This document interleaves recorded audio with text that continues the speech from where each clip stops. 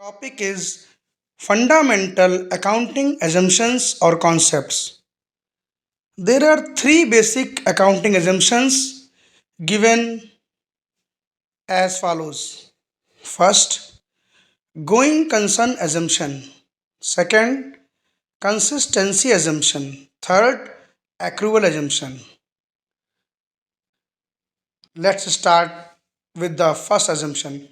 Going concern assumption means business never comes to halt. इसका मतलब ये हुआ कि गोइंग कंसर्न एजम्पशन का ये अर्थ है कि हम ये मान के चलते हैं कि अगर हमने कोई व्यापार शुरू किया है तो वो व्यापार चलता रहेगा, यानी business never comes to halt, यानी व्यापार कभी बंद नहीं होगा। और इसी मान्यता के अनुसार हम अपने खर्चों को कैपिटल और रेवेन्यू एक्सपेंडिचर में बांटते हैं। कैपिटल एक्सपेंडिचर का मतलब ये होता है कि हमने plant and machinery, land and building, इनमें इन्वेस्टमेंट किया है और इनका बेनिफिट हमें एक वर्ष से ज़्यादा, अकाउंटिंग पीरियड जो एक साल का नॉर्मली होता है उससे ज़्यादा हमें वर्षों तक इसका फ़ायदा मिलता रहेगा, तो वो कैपिटल एक्सपेंडिचर में हम इसको डाल देते हैं। और रेवेन्यू एक्सपेंडिचर का मतलब ये होता है कि जिस अकाउंटिंग पीरियड के लिए खर्चे किए जा रहे हैं ये उन्हीं अकाउंटिंग पीरियड के लिए बेनिफिट देते हैं। तो अगर गोइंग कंसर्न एजम्पशन है तो उसके आधार पे ही हम कैपिटल एक्सपेंडिचर और रेवेन्यू एक्सपेंडिचर को डिफरेंशिएट करते हैं। इसी मान्यता के आधार पर हम देखते हैं कि assets are recorded at their original cost, कि जो संपत्तियां होती हैं उन्हें हम उनके ओरिजिनल कॉस्ट पर बुक्स ऑफ अकाउंट में रिकॉर्ड करते हैं और रिकॉर्ड करने के बाद हम उनको डेप्रिशिएट करते हैं। उस पर जो डेप्रिशिएशन हम लगाते हैं वो ये मान के लगाते हैं कि हमारी जो भी एसेट्स है ये हमारे व्यापार में लंबे समय तक रहेगी, यानी हम ये मानते हैं कि हम लंबे समय तक व्यापार करेंगे। यहाँ पर डेप्रिसिएशन लगाने के लिए स्पेशली दो मेथड, स्ट्रेट लाइन मेथड और रिटन डाउन मेथड, यानी कि WDV मेथड और आपका स्ट्रेट लाइन मेथड लगता है। तो स्ट्रेट लाइन मेथड तो यही कॉन्सेप्ट बताता है कि over the useful life of the assets, यानी एसेट्स की जो भी हमने एक यूजफुल लाइफ मान रखी है कि मान लीजिए 10 साल चलेगी, तो उसके अकॉर्डिंग उसको हम डेप्रिशिएट कर देते हैं। तो गोइंग कंसर्न एजम्पशन की वजह से ही हम खर्चों को कैपिटल एक्सपेंडिचर और रेवेन्यू एक्सपेंडिचर में बांटते हैं और एसेट्स को उनकी ओरिजिनल कॉस्ट पर रिकॉर्ड करते हैं बुक्स ऑफ अकाउंट में और उस पर डेप्रिसिएशन लगाते हैं। अब सेकेंड पॉइंट है कंसिस्टेंसी एजम्पशन। कंसिस्टेंसी एजम्पशन का मतलब क्या है? निरंतरता, यानी कि एक बार जो अकाउंटिंग पॉलिसी हमने सेलेक्ट कर ली है या अडॉप्ट कर ली है उसे हम लगातार इस्तेमाल करेंगे, उसी का प्रयोग करते चले जाएंगे जब तक कि कानून या अकाउंटिंग स्टैंडर्ड में ये ना हो बात कि इसे हमें परिवर्तित करना है। और परिवर्तित क्यों करना है? कि हमारा जो प्रेजेंटेशन है वो ज़्यादा मीनिंगफुल हो। तो कंसिस्टेंसी एजम्पशन में क्या पॉइंट है? Accounting policies once selected and adopted should be applied consistently unless the law or accounting standard requires to change to show more meaningful presentation। और तीसरा हमारा जो एजम्पशन है वो है accrual assumption. Accrual basis of accounting का मतलब होता है कि ड्यू बेसिस पर हम अकाउंट्स में एंट्री को पास कर लें rather than receipt basis। तो a transaction is recorded in the books of account at the time when it is entered।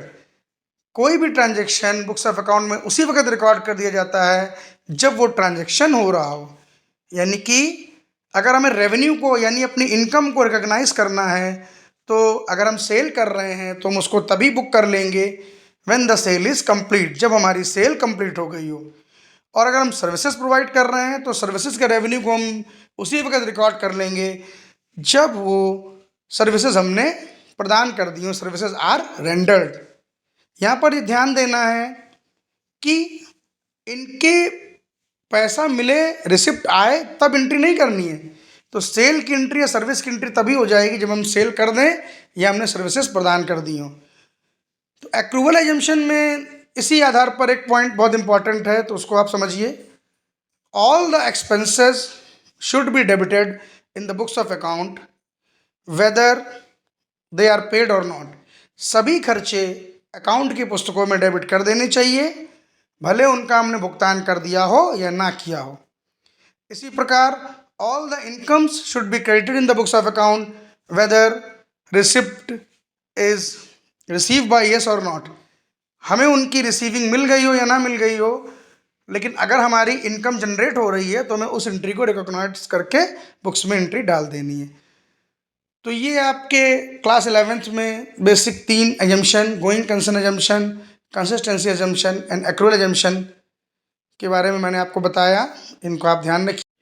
Consistency assumption जो है वो अकाउंटिंग पॉलिसीज़ के रिगार्ड में है। तो अकाउंटिंग पॉलिसीज़ हैं, उन्हें हम एक बार जो चयन कर लेंगे उन्हीं का इस्तेमाल करेंगे। अगर हम वैल्यूएशन ऑफ इन्वेंट्री की बात करते हैं, यानी हम इन्वेंट्री की वैल्यू किस आधार पे लेंगे इसकी बात करते हैं, तो normally closing stock should be valued at cost और market price whichever is less.